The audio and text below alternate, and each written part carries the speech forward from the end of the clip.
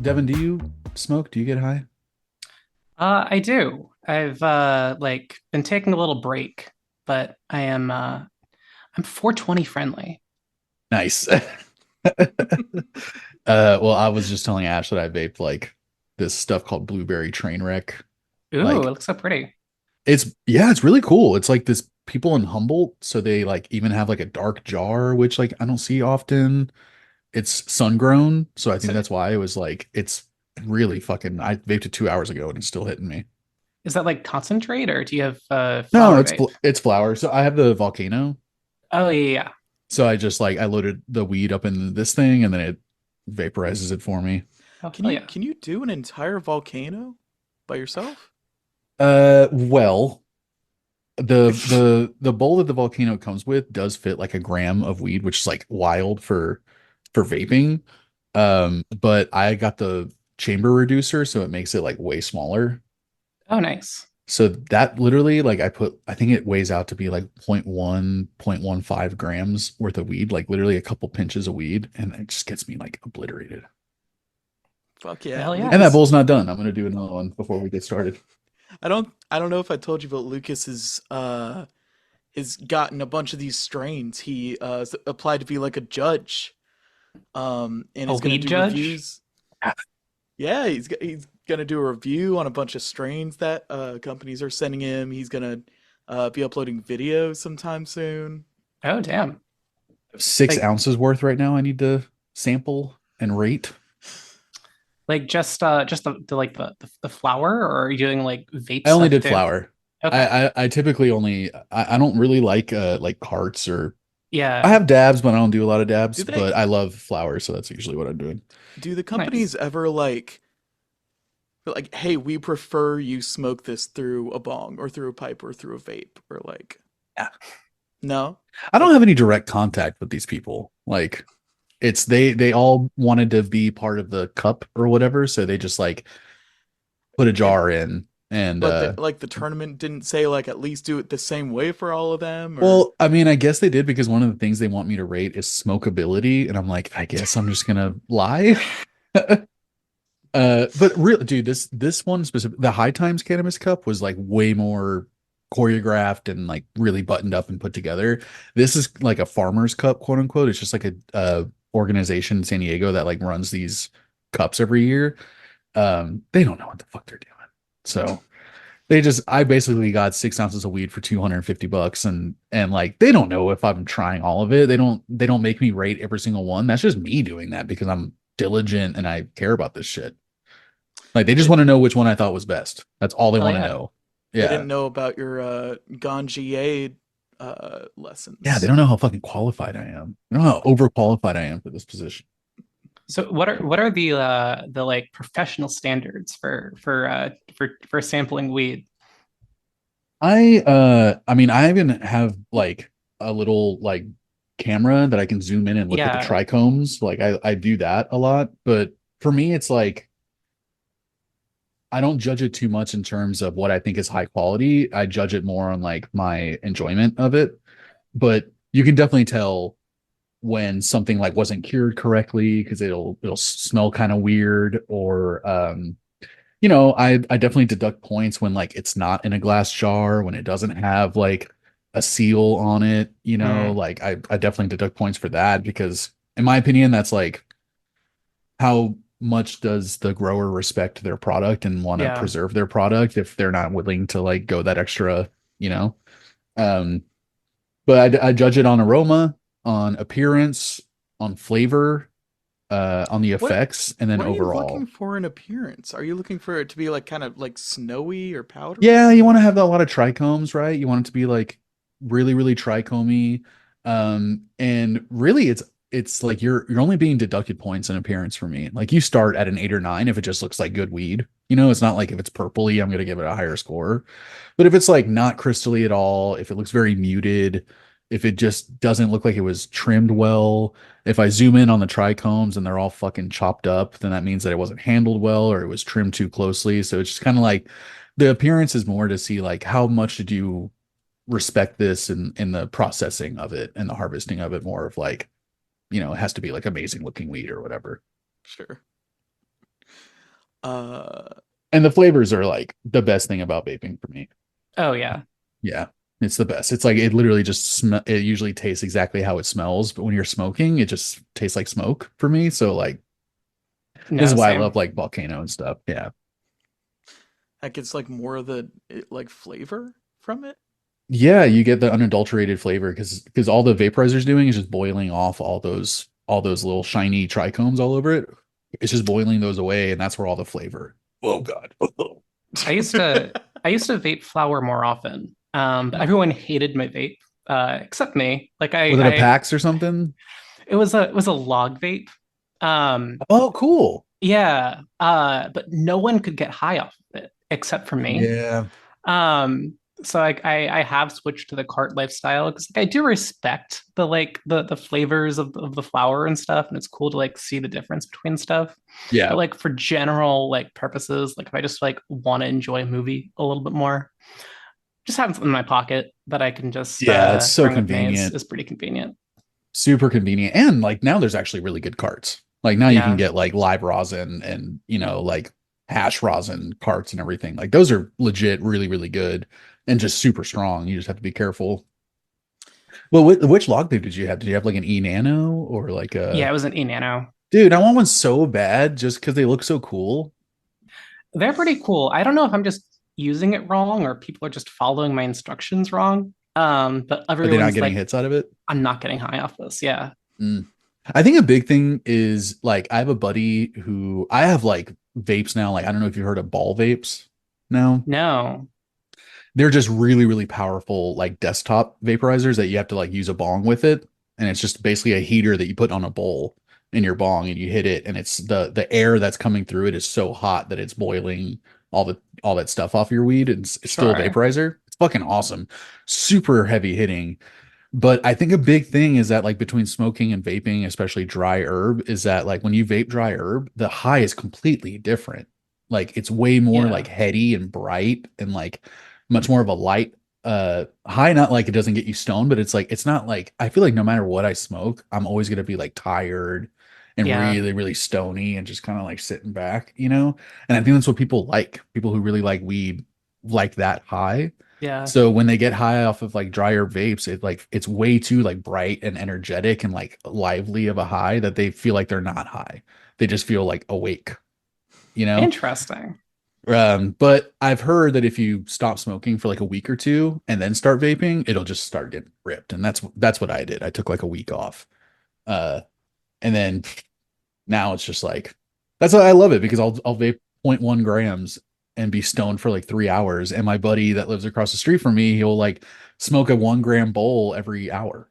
And I'm just like, I'm saving money. I make butter from the weed after I vape it, and that's Oh, like hell super yeah. good, like sleepy time butter. And it's awesome, man. I could go about this all fucking day. That's what I talk I about in my videos. I mean I'm still lucky enough to the one hit wonder Yeah, is that's amazing. what I call Yeah. myself in my usually it's got a little oddly enough after being unemployed my tolerance has gone up a little bit. You don't say. uh Yeah. but Still, like having a low tolerance is a fucking blessing. I've always really liked it. I Yeah. can't hang with I mean neither of us could hang with Riley. Uh No. just Yeah. I quite a think lot. I also have pretty low tolerance just because I've basically always vaped as long as I've done the whole weed thing. That's pretty nice. But yeah, anytime someone hands me a joint, I'm just like unable to communicate Yeah, for man. like an hour and a half. Me fucking too. Sometimes that's the vibe, but Sometimes that is the vibe. Sometimes that is the vibe for sure. Um, Man, sometimes like I have some vapes that are like butane powered, like Dynavap and stuff. I feel like if you know eNano, you might know some other ones. Um, Is that like a vapor genie? the Dynavap almost looks like a little metal pipe, like a thin Yeah. metal pipe, and you light one end with the butane vape until it gets hot enough, and then you hit it and it vaporizes. Um, but that one you can combust because you can heat it for too Right. long. And dude, the combustion hits and anytime I accidentally smoke, it gets me so fucking ripped. And I'm just like, there is a huge difference between smoking and vaping, like the high. And I think it's Yeah. like I had to get used to the vaping high. Uh, Yeah. but it gave me anxiety a lot. Like I would get way too high with vaporizers versus smoking. Like I feel like I couldn't ever get too high when I was smoking. Like ask Ash, like during band practices, I'd just be like chiefing on bowls.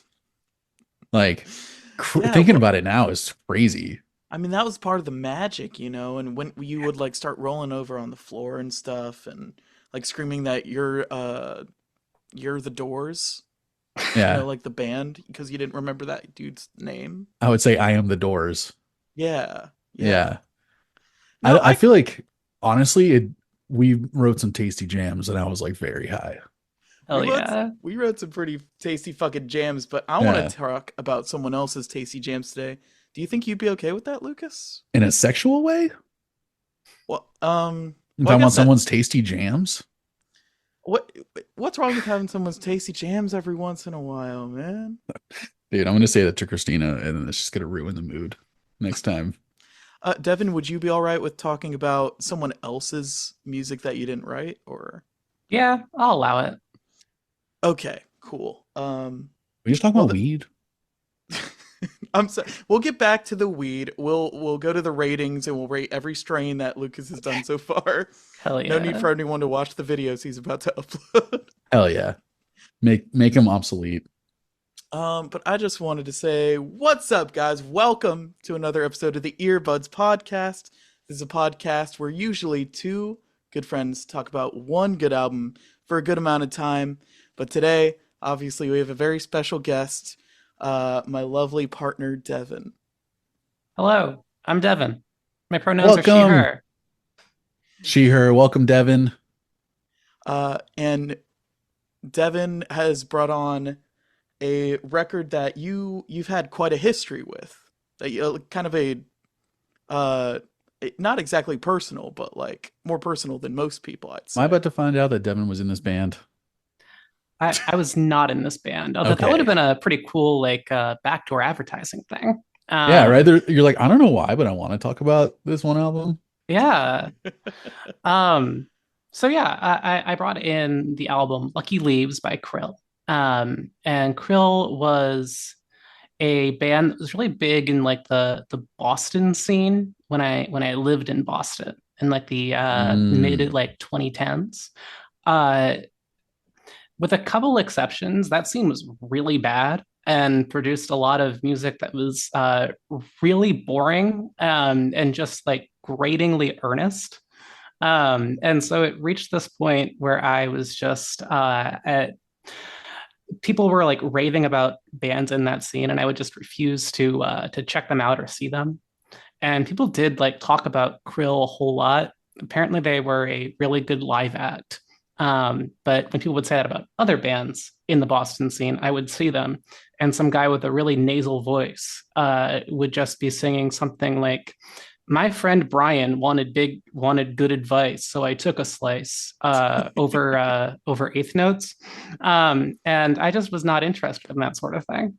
Um, so Band Krill broke up, but I did eventually check out this album out of curiosity, and it was so incredibly not that. It was weird. It was full of this like cool manic energy that just got me really interested. And I think it's probably something of an album that would rub some people the wrong way, but I thought it would just be like interesting to talk about, so I wanted to bring it on. Yeah, I you showed me this album pretty early on when we met each other, I think. Or rather one of the songs, Infinite Power. Yeah, Um and it was very like honestly at first I was a little like, "Ooh, okay. This is kind of like it's a lot to get used to at the start with this person's very particular voice. The again like manic energy about it, especially with the guitars, or the guitar, I guess I should say. There's only one guitarist in this band. I that's think true. the lead guitarist also plays bass. If I looked that up correctly. Oh, Uh, really?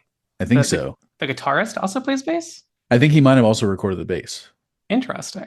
Yeah. I know that there is like I know that the usual bassist is the vocalist.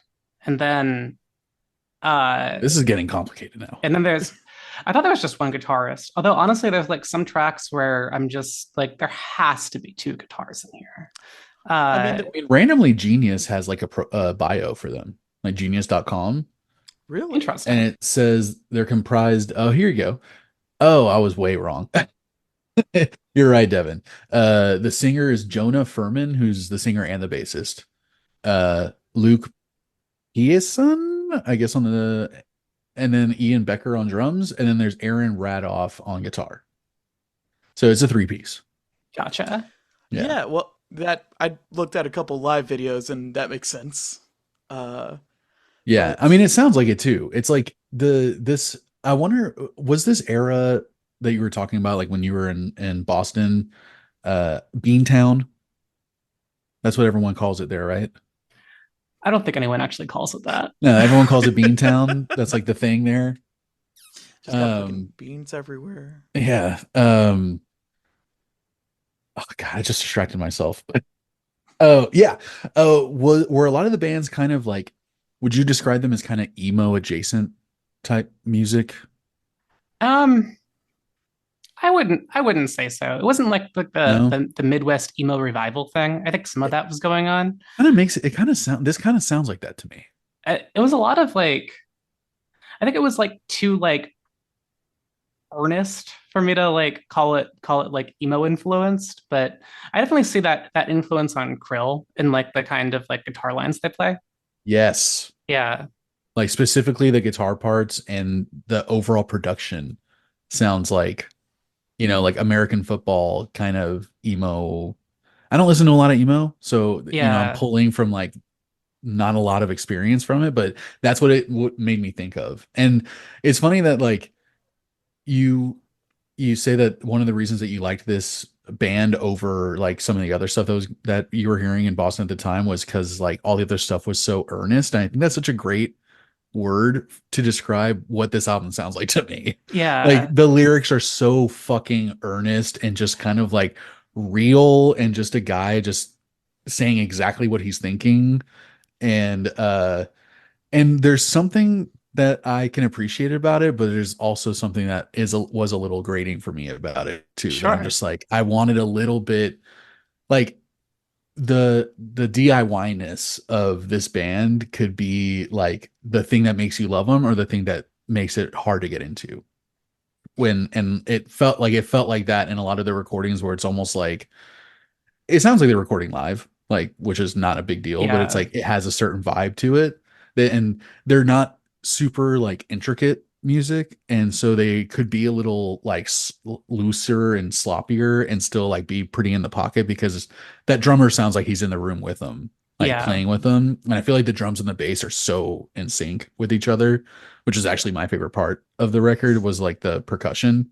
But yeah, I feel like it's like I wanted to give them a little bit more credit and not feel like a lot of these songs felt like one take kind of like very quickly written songs. Yeah. And I think at first glance and first listen, that's what it sounds like. And then the more and more you kind of like I kept listening to it, I started to pick up like little nuances of things here and there that like I could grab onto and enjoy more. You know what I mean? No, So totally. I feel like this takes like multiple listens for people like me who like this isn't a genre that I'm like I haven't even dipped my toes into. You know what I mean? Yeah. It's definitely a grower. It's a grower, Yeah. not a shower, for sure. What Absolutely. Yeah. in regards to you saying that it's that it wasn't like too complex of music. Yeah. I feel like there were a lot of I don't know, I feel like songwriting wise there were a lot of interesting movements throughout a lot of these songs. Lots of playing with time signatures that Playing like time I did not signatures. expect at all. Just like never being quite sure where the song is gonna go. Dude, yes. Yeah. It because it's they hardly ever like followed the what would be the traditional like verse chorus kind of thing. Um, I think I'm gonna say this for the rest of the episode because I feel like Devin was spot on in it being kind of a manic album in Right. that it kind of uh it's kind of all over the place. It seems like the singer is very in control of the vibe and what's happening. I there are also some weird times on this record. This is a little unrelated, but it was odd to me that the singer was the bassist and not the guitarist because of how well they synced up a lot of times throughout the album. And how Um, much I felt like the bass was like the standout for me on the Yeah. record too. Like you do have to kind of play with the EQ a little bit and like listen to it with like decent headphones, but once you dial in the EQ for this album, it's like it actually sounds like it sounds really nice. And that bass is like way more prominent when you kind of dial in the EQ a little bit. And it does like it's my favorite part of every song. It's really like melodic kind of bass playing. I remember Yeah. seeing an yeah, interview with the band, and the bassist talked about how he hadn't learned to play bass before joining this band, and that he felt like a lot of his style on the bass was trying to play guitar parts, but like using a bass. Which yeah, like that's what it sounds like. But it's really Yeah. cool, and it like I think the way they do it, it's very in step with the with the percussion, and I think there's some really nice interplay between the guitar lines and the bass lines. Like I think like on the standout tracks of the album, you really get the sense of like the bass moving one direction while the guitar is moving in the other direction in this really like interesting concerted way. yeah, yeah. I think the bassist is usually the one kind of holding down the song. The bassist and a drummer are always kind of holding down the song, but he travels a lot on the fretboard. Yeah. It Yeah, hardly ever in like one place. Very melodic, like you said. Um, and I But just feel also like it. like isn't too much. Like he's never doing anything that doesn't fit really well for the song, you know? And it's I think like you can hear that he can do more if he wanted to, but he seems like he is just like right in the pocket with the yeah. sound that they're trying to like accomplish with this music, you know? Which is crazy to think about because I don't know how you sing. I don't know how you play these bass parts while singing these songs because they seem so like disjointed at times as well. Yeah. Especially like something I find really interesting is just like how like the weird rhythmic cadence of the vocal melodies. Just the fact that like they're hitting certain notes at off beats in a way that I think just like makes this album really interesting and re-listenable. Yeah. Because it's always a little bit surprising. Even on like some of the weaker songs on this album. Like I think towards the middle there's stuff like This Morning. Yeah, that's when it But started to sound a little same. It's just the guitar stuff mostly started to yeah, sound like very same in the middle, and I was just like, okay, I need something fresh. And pretty much like after This Morning and My Boy, like when Oppressor started, I was like, okay, now they're doing yeah. something like interesting again. But I think like even in those weaker songs, like in This Morning, there's that part where I think it's I guess you'd call it a second verse. And he just like hangs on the word afternoon for like this really long time. It's just like his voice like wobbling in and out of pitch. And that part is just really cool. It's unpredictable. It's kind of like its distinct thing. The rest of the song I could take or leave, but I love this album that just has those like little moments. It's like such a distinctive performance.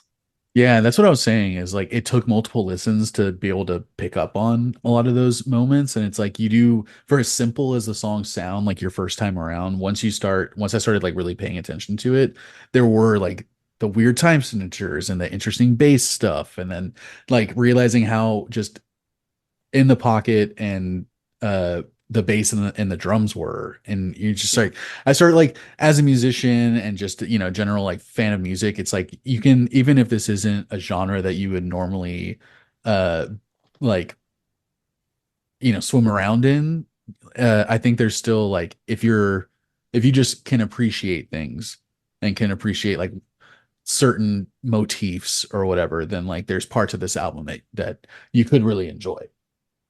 Yeah, um totally. and but I agree. with Ash that I was like, it was frustrating for me sometimes listening to it because this is one of those bands that like never plays the note I want them to play in the order that I want them to play it. And like as a musician, Yeah. again, I feel like I have a pretty good like intuition, like a songwriting musical intuition where I can usually expect like even a song I've never heard before, like I can hear what they're doing and expect what's going to happen next and expect the note that they're going to play after that one, and like what the next section will sound like or whatever. And it doesn't happen often, but with this, like with bands like Krill, it's like they're always one beat off or one note off from what I want them to do and what I think I wanted to hear, and then it's like once I listen to it, the second and third time, it's like now I knew what to expect.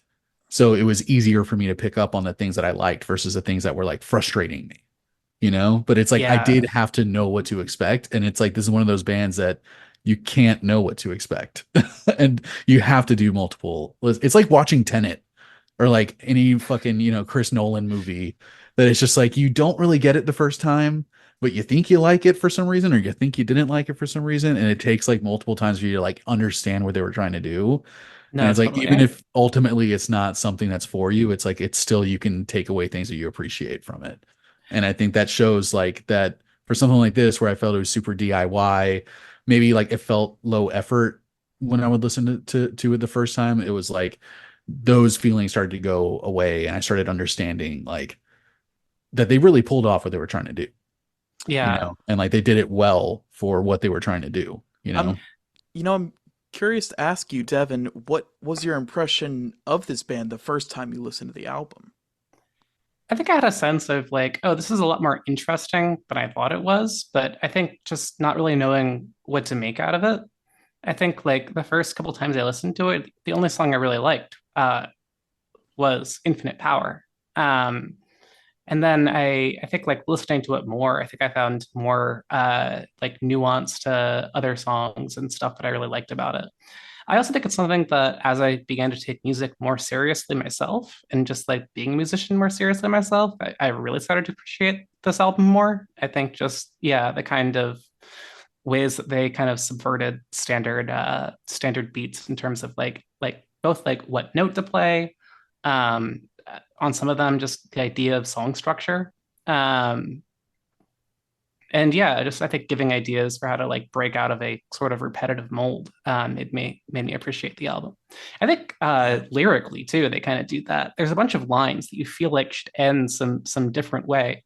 I think when I say this album is not earnest, I don't think I mean that. I think I mean that it just kind of like plays with expectations in a sort of way where you expect a sort Mm. of like uplifting message, where it's like if you find yourself blaming yourself, if I find myself blaming myself and you're like, oh, there's going to be like an uplifting thing here, but it's no, it's like you've got no one to blame but myself or something like that. Yeah.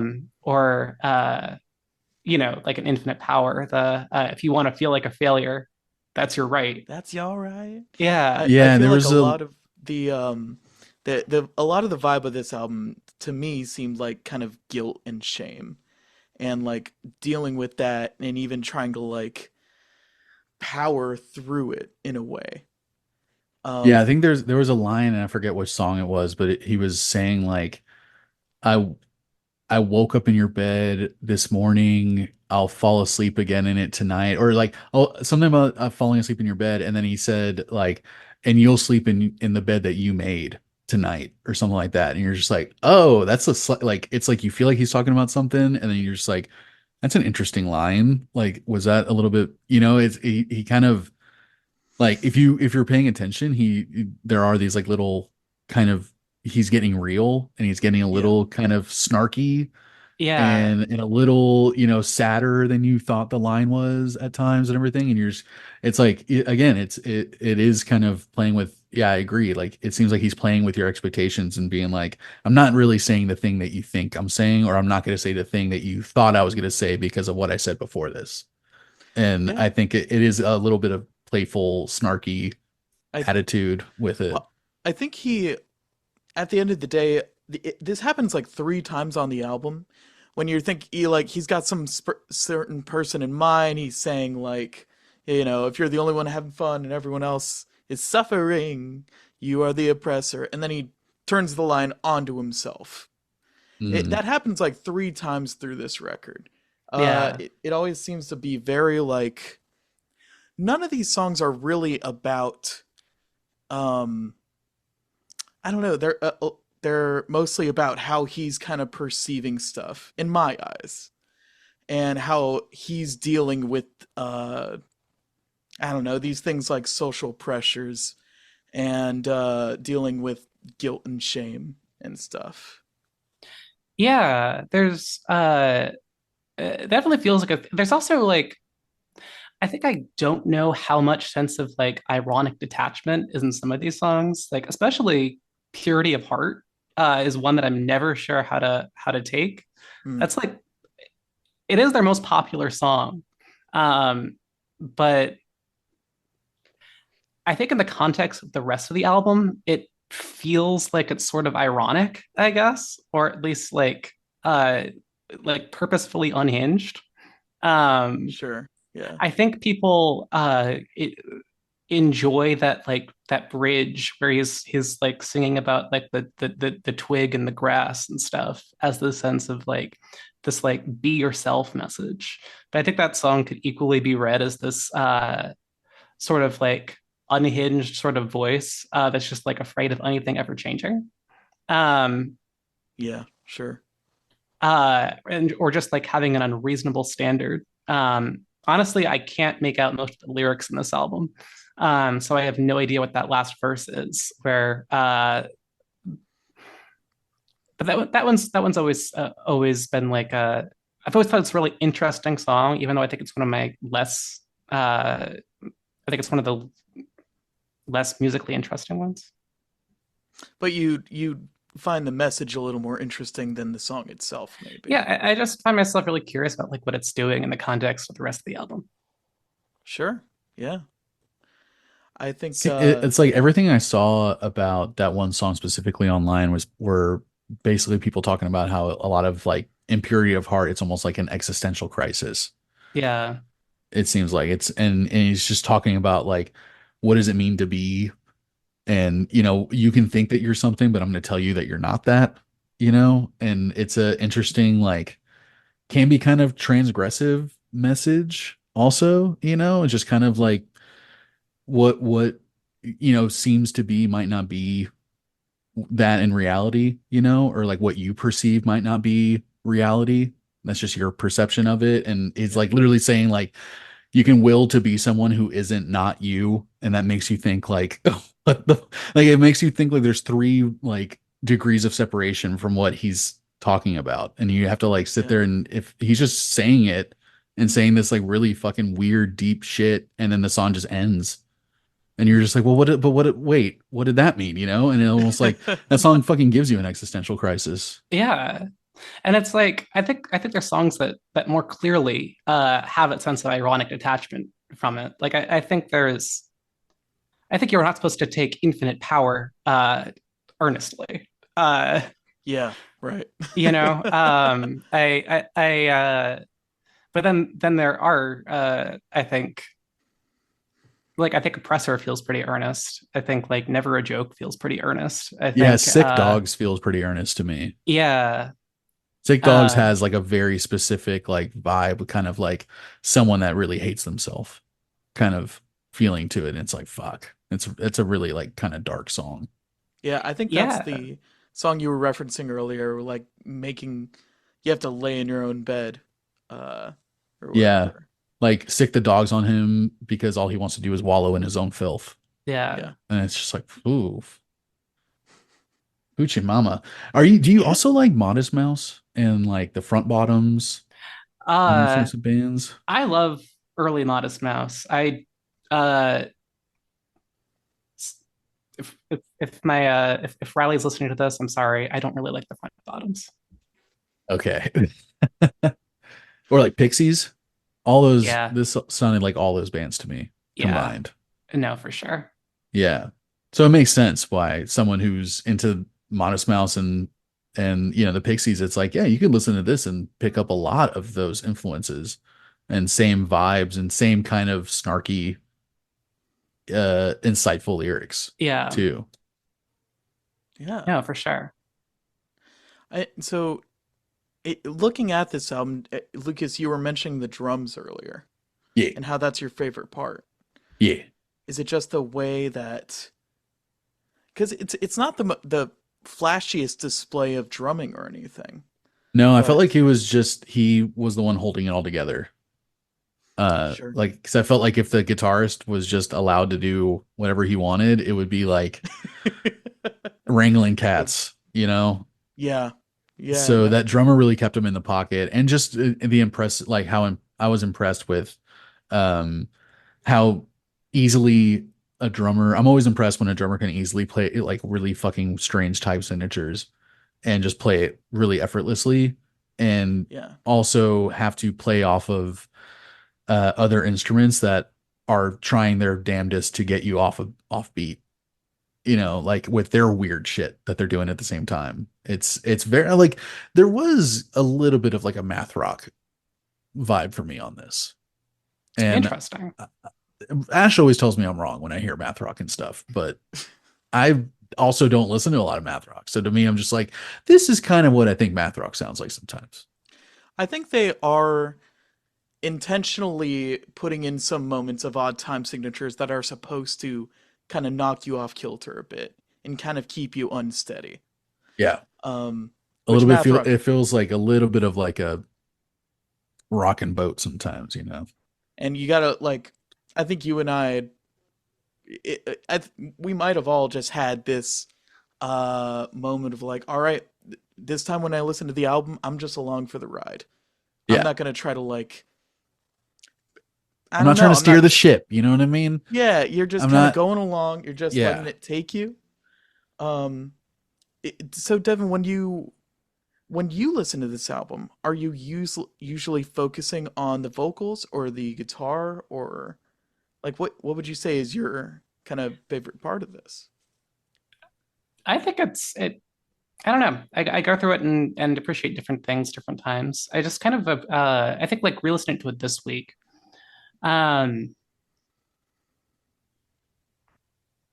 I mean, I found myself at different points appreciating like every different aspect of it, like every piece of the band. Like I think the guitar parts are uh really interesting. I think just like Yeah, the the way that the guitar fills out these arrangements that just have a like a bass and drums behind them, without ever really playing chords except briefly. I really like that style. yeah, That's what kind I of reminded me. That's what brought emo into my brain. Yeah, no, Yeah. for sure. Um, I think it's just like very good at creating a sense of texture to these songs that I think felt so distinct from a lot of the other stuff that I'd heard from like that Boston scene around that time.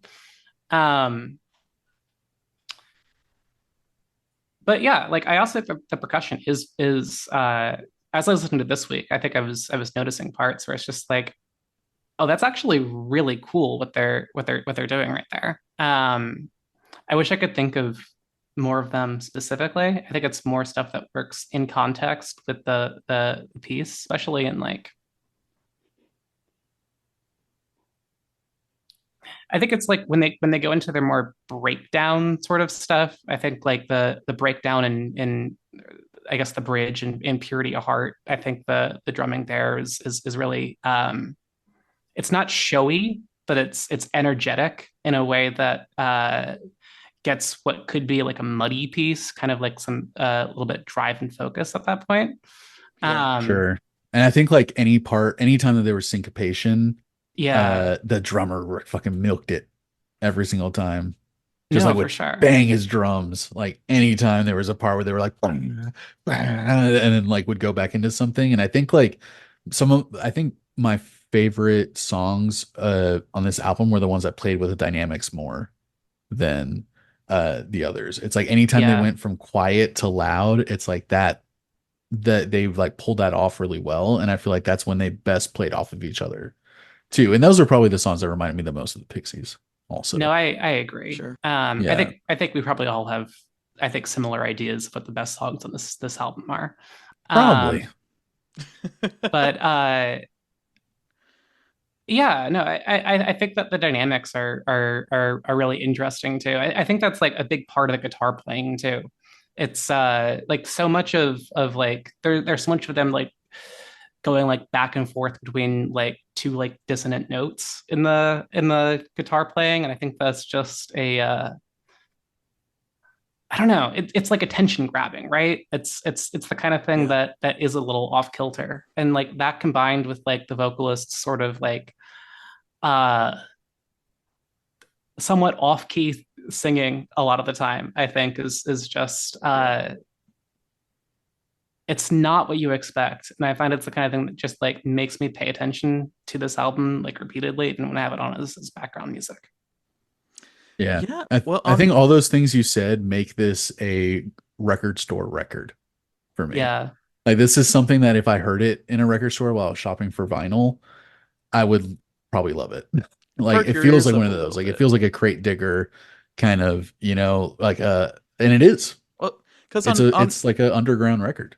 on paper, none of this stuff should work, right? With the like manic guitars, the off-kilter vocals, the like melodic bass parts. Like I feel like it shouldn't work together, but they do it, and Yeah. it makes for a nice filling sound that's very interesting, very like I mean, they already have their sound. I think this is their second album, this unless is I'm their second mistaken. album. Yeah. Yeah.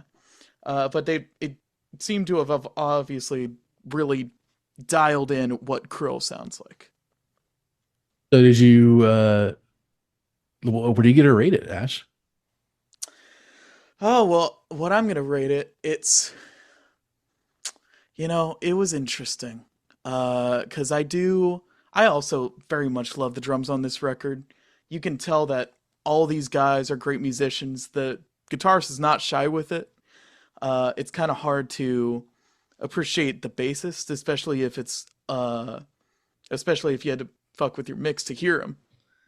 Yeah. Um, I, but bands like this don't have a lot of money.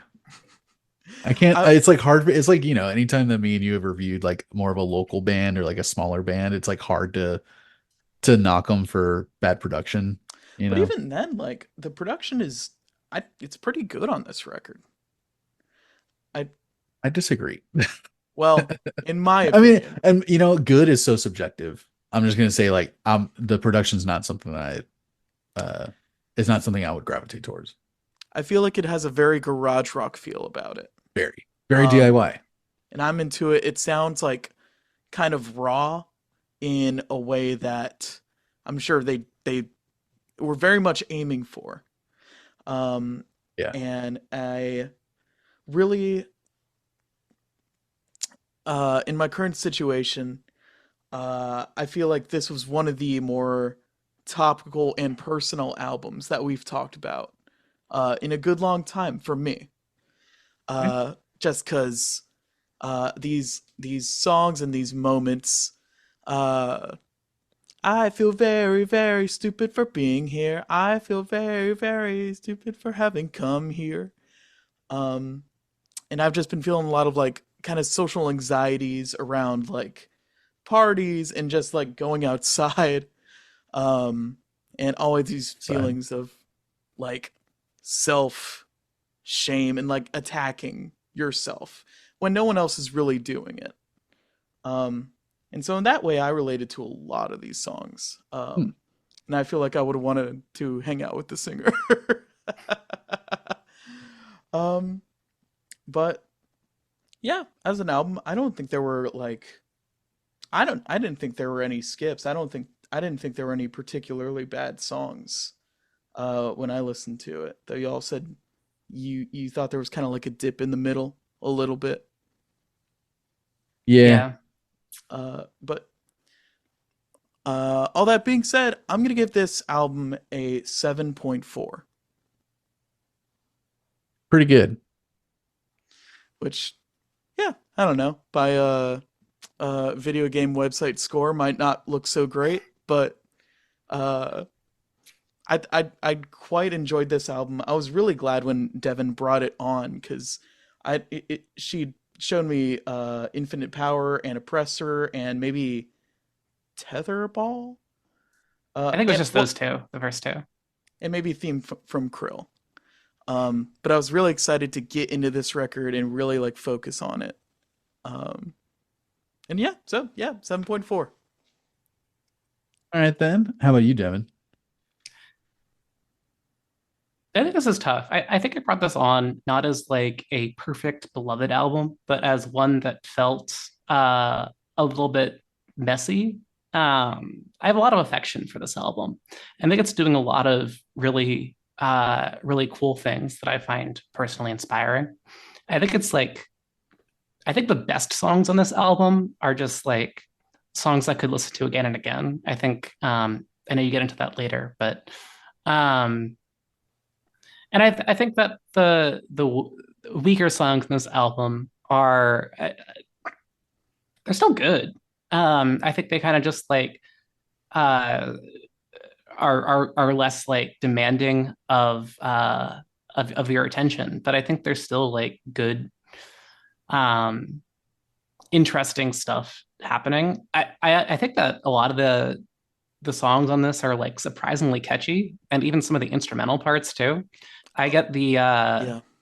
I get that little bass riff in Infinite Power stuck in my head all the time. When they move into that like that B Yeah, section. that's my Mm. probably my favorite bass line on the Yeah. record. Um, I think I'd give this um before you said your score, Ash, I was kind of going between a 7.5 and an 8. Um, so I'll land right in the middle at a 7.7.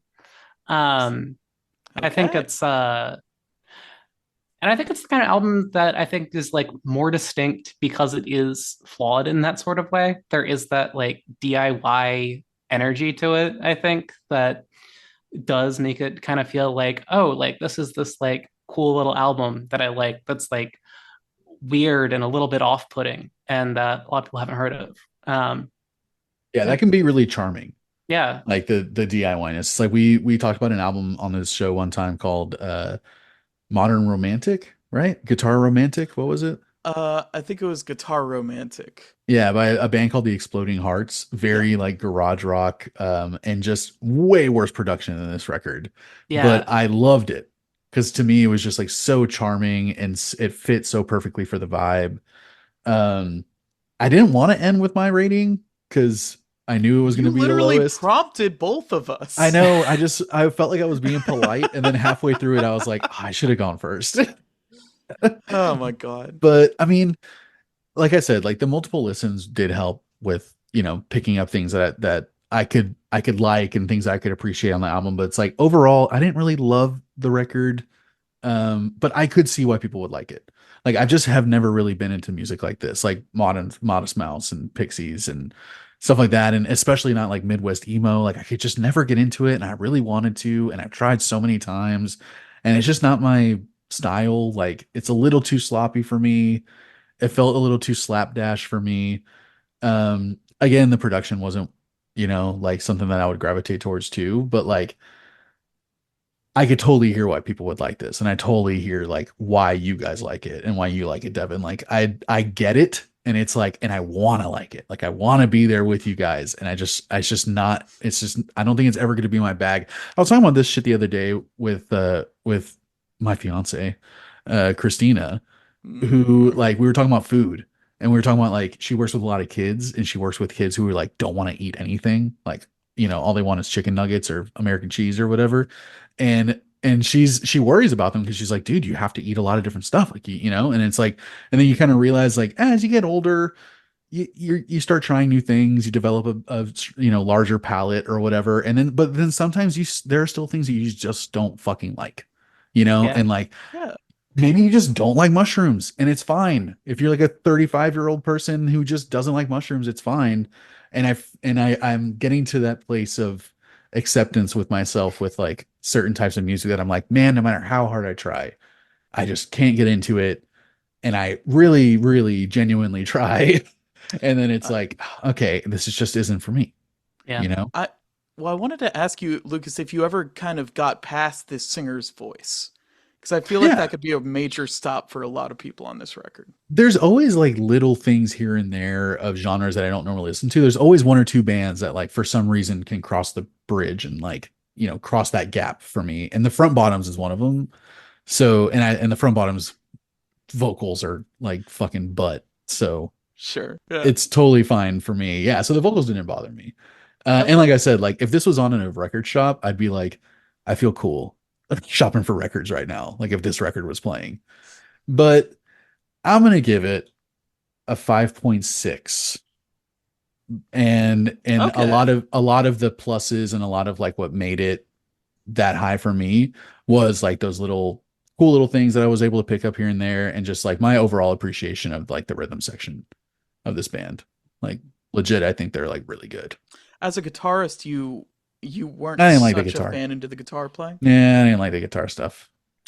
Yeah. Well, that's fine. And again, it's just such a distinct sound that I just have not Yeah. been able to Yeah. like embrace. So, yeah. I Before we move on to Narnugs, Devin, I'd love to ask I think two little questions. First, how was your because this is an album you've been kind of listening to pretty consistently since you got into them, right? It's one Or of those things I keep coming back to, at least. did you feel like how did your first perception of them compare to your most recent listen? Like, did anything change in that time? Um, I mean, I think just like listening to this with the intent of being like taking a critical perspective on it. I think some of the songs that felt, I think, a little more inscrutable in terms of their structure began to become a little more clear to me, I think. Um, I think like, but I also think like, I don't know. I feel like so much a big part of like me and this album is just like me becoming more of a musician, me becoming like more serious about like performing music and perform music in like a group context Yeah. for the first time. And I think just like that helped me really appreciate like the energy of this band, I think. Um, Is I this the type think of like music that you're trying to play also? Is it similar? there's a lot of of music I want to play, but there's Mm. definitely stuff that influences me here. I do really like the guitar playing in this album. And I definitely feel influenced by the guitar playing. And to try like a style of playing guitar that like they don't really teach you this style Yeah, of playing guitar. No. definitely not. Uh This is like all heart, you know? yeah.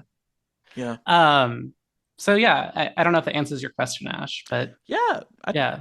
I think that answered my question. Great. My second question I wanted to ask is, have you listened to other Krill records and how does this stack against those? Uh Neither of their other two albums released under Krill have really hit me any particular kind of way. I only listened to their first album, which has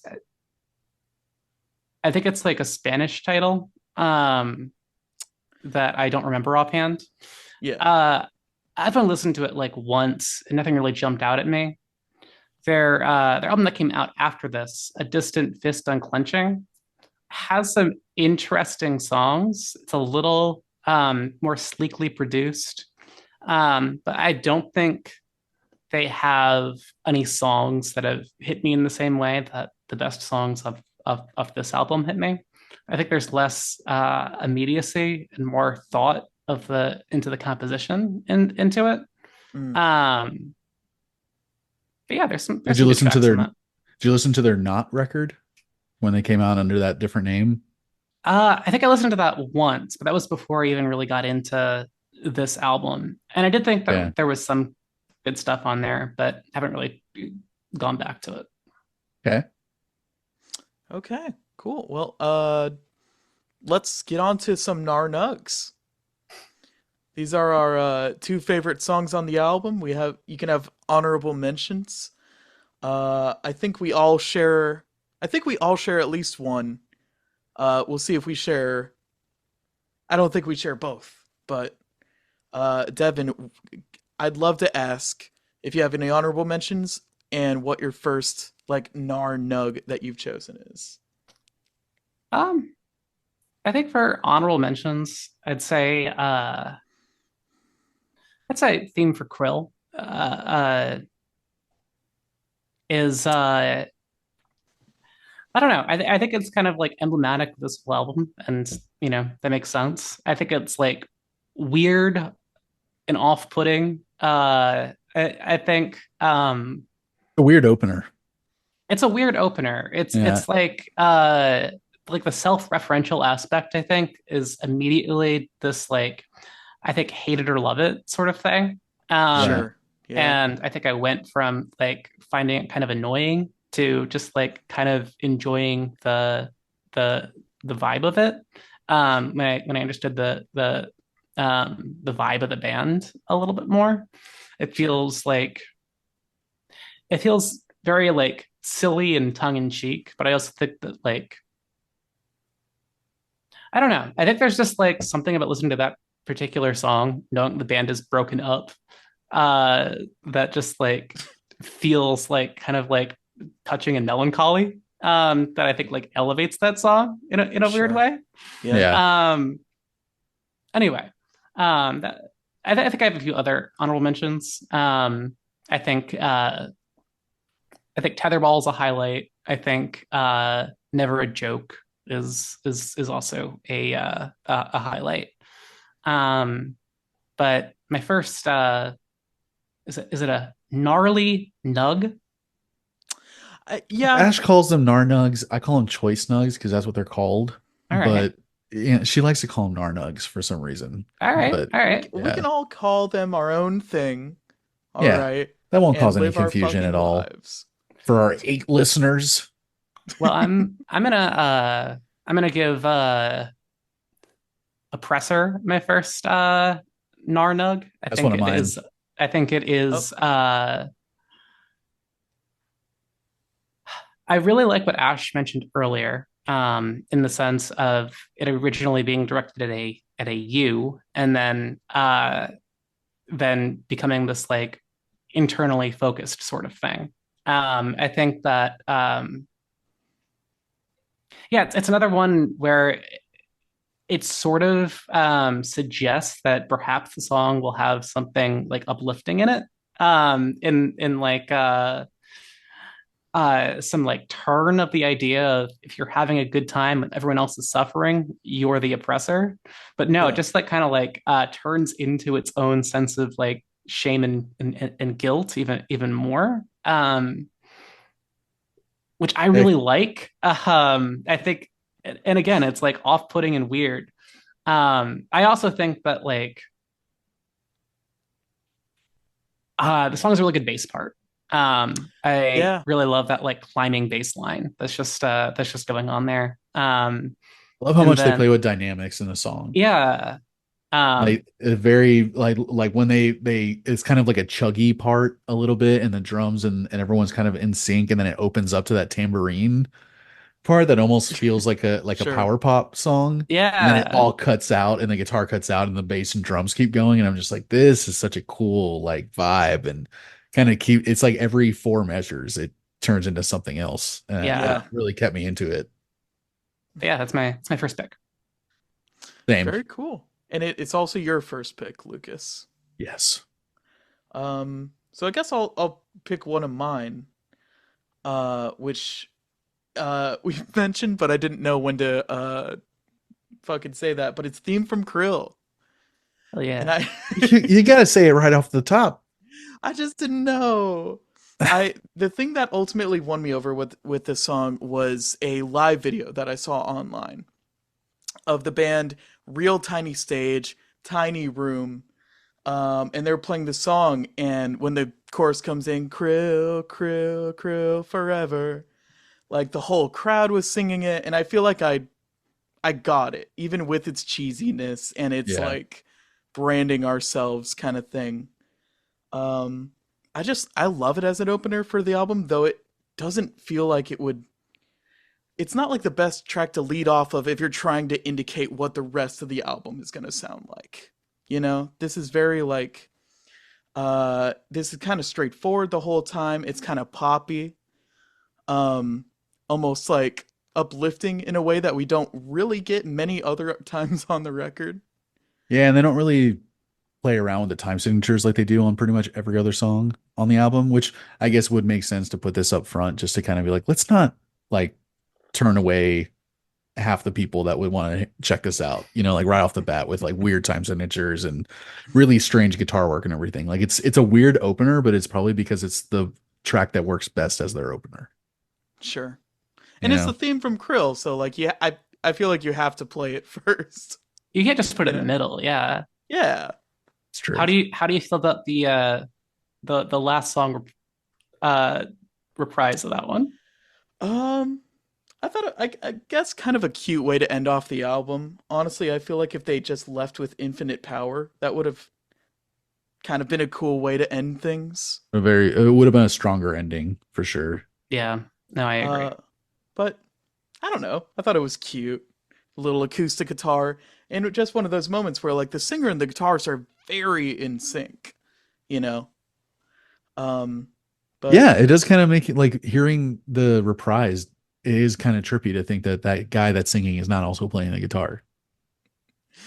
It yeah, feels it's like so, it's it. because he's not following a rhythm really. Like he's not, maybe they have a metronome in their ear or something, but it doesn't sound like there's lots of like direction or someone keeping them in check or whatever. And it's crazy how like in sync they are.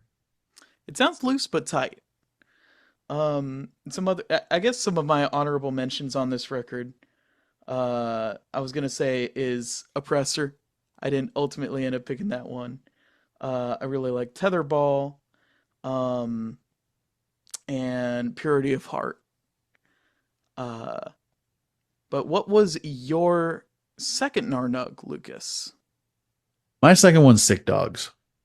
Sick Dogs. Yeah. Okay. I like Sick the Dogs. verses a lot.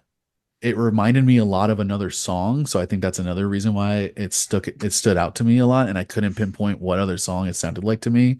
But I'm like, this sounds like a very specific 90s alternative rock song, and I couldn't pinpoint what it Are was. you thinking of fucking Hey Man Nice Shot, or I don't think so. with kind of low down the bass, the I don't think so. It's like okay. Sonic Youth or something, like one of those bands. Okay. Uh Maybe like Fugazi. I can't fucking pinpoint who it is, but I also think it's the catchiest song on the album, and it really stood out to me, especially like after the opener and Never a Joke. It's like once Sick Dogs came out, I was like, oh, this sounds like it could be on the radio. Like this is like that catchy, and as probably why every time it was like it does stand out to me. Like that one and Infinite Power is my other like honorable mention. Uh Mm. I think both of those are just like those are the definitely standout tracks in my opinion in terms of like universal appeal. Sure. Yeah. I Yeah. love the all he wants is a wallow in his own filth and yeah. Yeah, that was the lyrics that like most stood out to me too. That it was like, oh man, if you really listen to what he's saying, like this is kind of a fucking dark song. I Yeah. he kind of goes crazy a couple times on this record, but um I feel like when he kept saying like sick the dogs on me, I deserve what's coming. I deserve what's coming. Just felt like very like maybe like it'd be awkward in the studio kind of thing, you know? Right. Yeah. No, for sure. What was your second Nar Nug, Devon? It's Infinite Power. I think that is like far and away the It's best a song great song. on this album. Yeah, it's a I great song. agree. That's my second as well. It is yeah, I think just like the unpredictability of it, the song like I guess has like a very loose verse chorus structure, but like the instrumentation is completely different every time like it returns to a different part. Um I think that yeah, like the percussion's really good. The bass line is like incredibly infectious and catchy. Mm. The guitar work, I think, just like listening to that opening was definitely one of the things that inspired me to get better at guitar. Like to play stuff like that that little riff that's going on there. And It must have yeah, been so hard to write a melody to that. I'm yeah, like when I hear guitar Yeah. parts like that, I'm like, how do you write a melody that this isn't just the guitar part? Like, no, how can you exactly. play off of that? It's crazy. And I think like yeah, the vocal performance on that song, the way that it like escalates, the way the singer just like really loses it at some points. The part where he's just repeating, if you want to feel like a failure, that's your right. And it just like Yeah. gets more intense and unhinged as it goes on. Is like I love that like escalation of energy. And like I think like re-listening to it, I really like that like there is also a restraint in that last section. It's not just like him screaming. There is like this like sense of like how unhinged it could be because you actually like get little glimpses of that in the like the I guess like you would call it the chorus part. Um, Sure. but he doesn't really go to that place. But you kind of expect him to. You kind of like know that's like his like highest, like most like screamy, like unhinged vocal thing, and he doesn't go there. And it's like he almost gets there. And it kind Like of his voice ends, breaks, you yeah, know? Yeah. it Yeah. kind of ends on that like atmosphere of like defeat as the song kind of just like there's less of a climax and more of a sense of like a potential climax that doesn't happen. And I Yeah. think that's just really cool. I think the song is doing so many really cool things.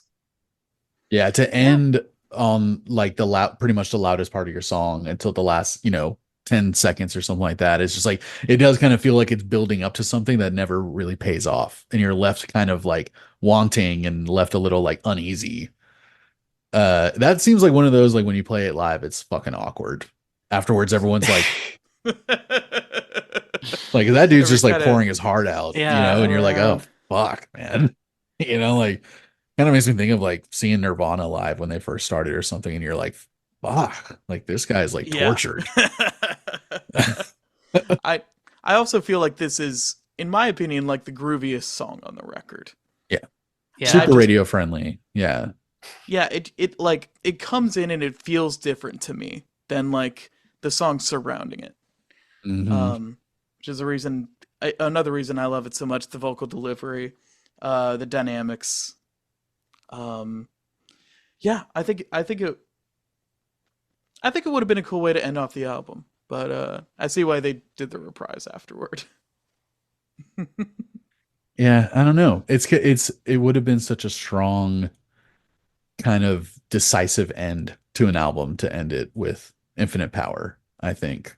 But who knows if it was like a little bit after the fact, like me and Ash have tried to do this in a previous band too, where it's like maybe they were trying to create more of a theme or narrative around the album, Yeah. so they wanted to bookend it, like Yeah. that could be the case too, where they're just like, well, let's kind of keep this narrative, this idea, the story that we're trying to tell. Uh who knows? So maybe if it might feel a little ham-fisted. I think there is just like this like I don't really love the reprise that much, but I think that ending the song Infinite Power would kind of feel I would feel like the ending was missing. Yeah.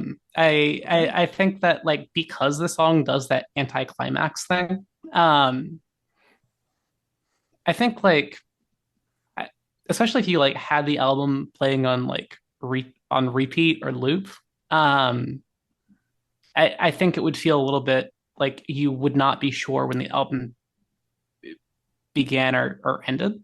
Um, Sure. Yeah. I don't know. That's just my thought on it. All right. Like Well, I always love those debates of like Yeah. we rearrange songs sometimes, or we talk about like if you had taken this out, man, that would have like made the whole album better or something. So like I like that kind of editing. Sometimes you can get into like a little debate and figure out like, I've literally done that before with certain albums that I like, that I've switched around I've made a playlist of the album and I put it in the order that I want it to be. what albums have you done that for? I did that with actually I did it with what's the last RX Bandits record? Gemini Your Majesty. Yeah. Did it with that. I did it with a couple of Action Bronson records. Yeah, it's just kind of like things that I listen to a lot.